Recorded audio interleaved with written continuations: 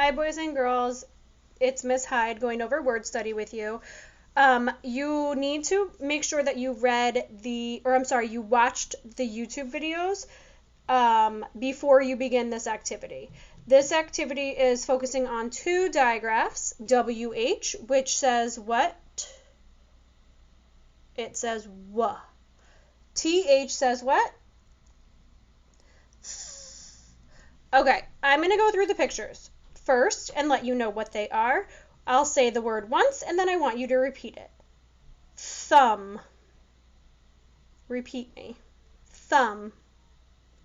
Throne. Wheat. Thorn.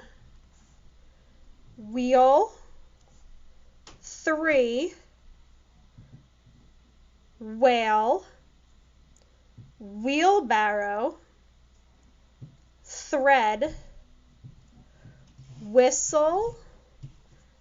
Thermos. And whisk. Okay, so what you need to do is you need to go through and cut out each picture and decide what is the beginning sound. Does it start with a WH, W, or a TH?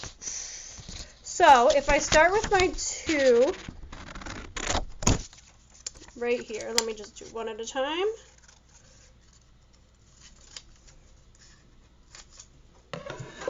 This is 3. Does 3 start with W? No, it doesn't, right? 3 starts with a th. So I'm going to glue it and put it over in my th. The next one, whisk. Say the beginning sound, W. Does the beginning sound start with a WH, W, whisk, or a TH, W, whisk? It starts with a WH. So I'm going to glue it and I'm going to put it over in my WH. Okay? And you're going to keep going through all of them. If you, for some reason, don't have scissors and glue,